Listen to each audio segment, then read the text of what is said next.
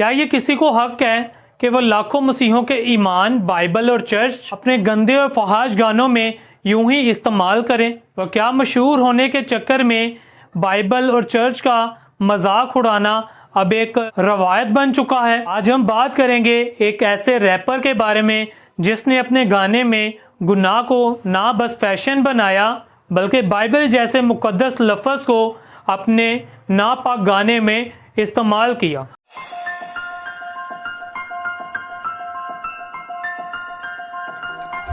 आप देख रहे हैं हमारा चैनल राइट टू लाइफ, जहां पे हम आपके साथ रस्मों रवाज नहीं बल्कि खुदा का जिंदा और खालिस कलाम शेयर करते और आपको सिखाने की कोशिश करते हैं। चैनल को सब्सक्राइब नहीं किया, चैनल को सब्सक्राइब कर लें। अगर आप ये वीडियो फेसबुक, टिकटॉक या इंस्टाग्राम पर देख रहे हैं, वहां पे भी आप हमें फॉलो करके सपोर्ट कर सकते हैं। हाल ही में बादशाह का एक नया गाना रिलीज हुआ जिसमें उसने बाइबल और चर्च जैसे अल्फाज का अपने नापाक और गंदे गाने में इस्तेमाल किया। उसने बोला कि घर लगे चर्च और पासवर्ड लगे बाइबल। ये ना सिर्फ बाइबल मुकद्दस की तौहीन है बल्कि लाखों मसीहों के जज्बात का मजाक है। लेकिन मेरे अजीजों, सवाल ये है कि बाइबल मुकद्दस इस बारे में क्या कहती है? गलतियों के खत उसके 6 बाब उसके 7 आयत में लिखा है, खुदा ठट्ठों में नहीं उड़ाया जाता। इस आयत का मतलब है मेरे अजीजों कि जो इंसान गलत काम करता है, खुदा का मजाक बनाता है, वो अपने ही इन गलत कामों को अपनी मौत या अपने बुरे का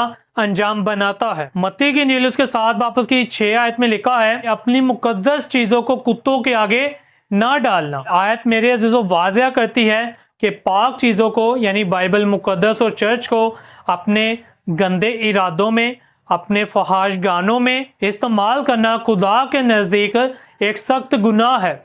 और जो लोग मेरे अजीजों इसके गानों को सुनते गुनगुनाते हैं उनके लिए भी मैं एक आयत पढ़ना चाहूँगा। इफ्सियों 5 बाब उसकी 4 आयत, ना चलाकी की बातें और ना अहमकाना बातें और ना फहाश गोई जो लायक नहीं बल्कि शुक्रगुजारी हो। मेरे अजीजों, इसके गाने अक्सर फहाश बड़े होते हैं, बुरे अल्फाज इस्तेमाल किए होते हैं, गरूर से भरे होते हैं, गुंडागर्दी, लड़कियों की बेइज्जती और भी बहुत सारी चीज़ें। तो जो लोग ये चीज़ें करते हैं उनके लिए ये आयत है, बाइबल में लिखा है कि हमने ये चीज़ें नहीं करनी बल्कि इसके बरक्स क्या होनी चाहिए?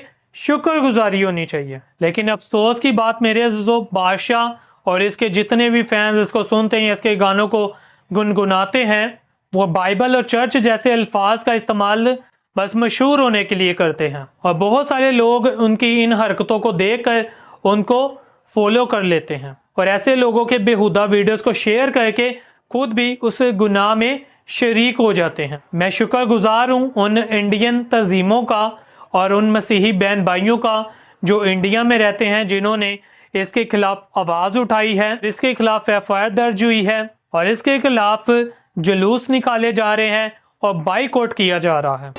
मसीहा के खिलाफ बोलना बंद कर देना।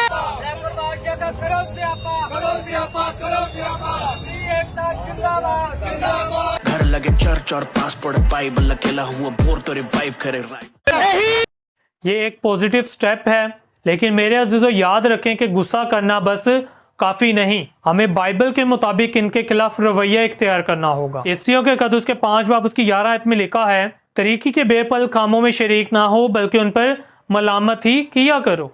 तो मेरे अजीजों, हमने खामोश रहकर जुल्म के साथ खड़े नहीं होना। मेरे अजीजों, हम खामोश रहकर जुल्म के साथ खड़े होते हैं, लेकिन बाइबल मुकद्दस हमें खामोश नहीं रहने देती। खुदारा आप सबसे गुजारिश है कि आप जागें। ये वक्त है ईमान की गैरत को दिखाने का, और ये वक्त है कि हम हर उस एक बात को रद्द करें जो बाइबल, खुदा और चर्च के खिलाफ तौहीन करती है, चाहे फिर वो कितने भी मशहूर क्यों ना हो। हमने उनका बाइकआउट करना है। ये लोग हमारे जज्बात का इस्तेमाल करके खुद को मशहूर करते हैं और बादशाह बनाते हैं, और हम अपनी खामोशी से इनका ताज पालिश करते हैं। लेकिन मेरे अजीजों, याद रखें, यीशु मसीह हमारा सच्चा बादशाह है और उसका कलाम बेइज्जत नहीं होना चाहिए, और उसके कलाम को बादशाह और बादशाह जैसे और भी जितने घटिया लोग हैं कलाम मिट्टी में ना मिला सके। ये मेरे अजीजों आपकी और मेरी जिम्मेदारी है कि हम मसीहियत का प्रचार करें, मसीहियत की मुनादी करें और सही मसीही शक्ल को सामने लाएं। अगर आप ये चाहते हैं कि ये बातें ज़्यादा से ज़्यादा लोगों तक पहुँचें तो इस वीडियो को ज़्यादा से ज़्यादा शेयर करें, लाइक करें, चैनल को सब्सक्राइब नहीं किया, चैनल को ज़रूर सब्सक्राइब करें। Thank you so much, God bless you all.